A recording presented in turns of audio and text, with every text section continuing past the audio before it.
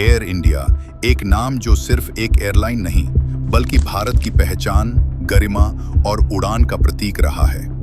देश की आज़ादी से भी पहले 1932 में इसकी नींव रखी गई थी, जब एक युवा उद्योगपति ने आकाश को छूने का सपना देखा। स्थापना और प्रारंभिक वर्ष।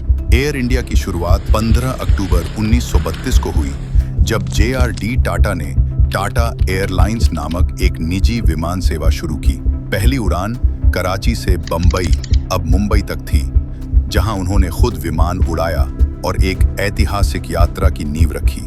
ये वो दौर था जब भारत में विमानन क्षेत्र अभी नवजात था।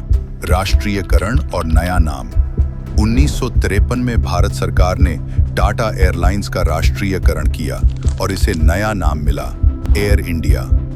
यह न केवल देश की सरकारी एयरलाइन बनी, बल्कि विश्व मंच पर भारत की पहली अंतर्राष्ट्रीय उपस्थिति भी। एयर इंडिया वो एयरलाइन थी जिसने 1960 में भारत का पहला जेट विमान उड़ाया और तब से लेकर अब तक ये देश विदेश में करोड़ों यात्रियों को उनकी मंजिल तक पहुंचाती रही है।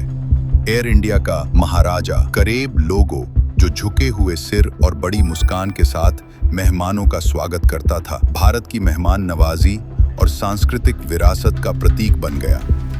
दुनिया के सबसे प्रतिष्ठित ब्रांडों में इसका नाम शामिल हुआ। 60 और 70 के दशक में air India London, New York, Tokyo और पेरिस जैसे शहरों से भारत को जोड़ने वाली प्रमुख कड़ी बन गई। ये एयरलाइन सिर्फ उड़ान नहीं देती थी, ये उम्मीद, गर्व और भारतीय मूल्यों का प्रतिनिधित्व करती थी। समय के साथ एयर इंडिया ने कई उतार चढ़ाव देखे। मालिकाना अधिकार, निजीकरण की बहसें, आर्थिक संकट और तकनीकी बदलाव। 2022 में यह एयरलाइन एक बार फिर टाटा समूह के पास लौटी, जिसके साथ इसकी कहानी कभी शुरू हुई थी। लोगों को उम्मीद थी कि अब एयर इंडिया फिर से पुराने गौरव को प्राप्त करेगी, लेकिन हर परंपरा को समय की कसौटी पर परखा जाता है और हर पहचान को अपने होने का मूल्य चुकाना पड़ता है। एयर इंडिया, जो कभी गौरव की उड़ान थी, अब एक ऐसी त्रासदी का नाम भी बन चुकी है जिसे इतिहास कभी नहीं भूल पाएगा। 12 जून 2025 एक सामान्य सुबह अहमदाबाद एयरपोर्ट पर हलचल थी। फ्लाइट AI-171, एक Boeing 787 Dreamliner. Air India Flight 171. The Air India 171. AI-171. 171. 171. London gateway के लिए उड़ान भरने को तैयार था। यह एक सामान्य इंटरनेशनल फ्लाइट थी। 230 यात्री, 12 चालक दल और एक सीधा मार्ग। किसी को क्या पता था, यह उड़ान कभी अपनी मंजिल तक नहीं पहुंचेगी।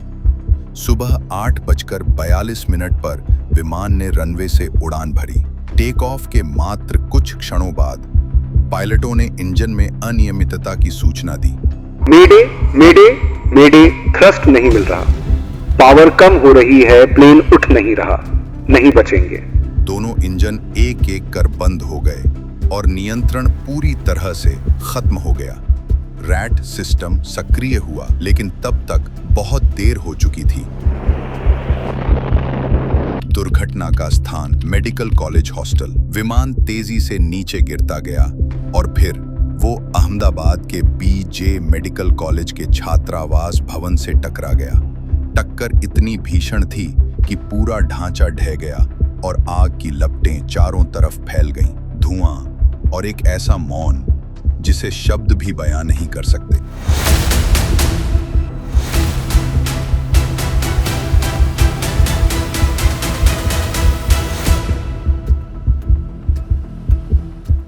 विमान में सवार 242 में से 241 लोग मारे गए। जमीन पर भी दर्जनों लोगों की जान चली गई। ये भारत के विमानन इतिहास की सबसे भयावह घटनाओं में से एक बन गई।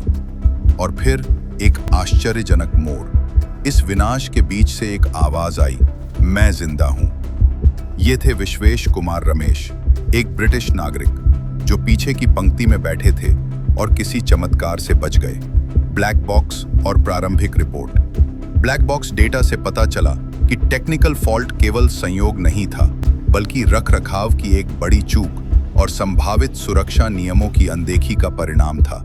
एयरक्राफ्ट सिस्टम ने कई बार चेतावनी दी, लेकिन वक्त रहते कोई फैसला नहीं लिया जा सका।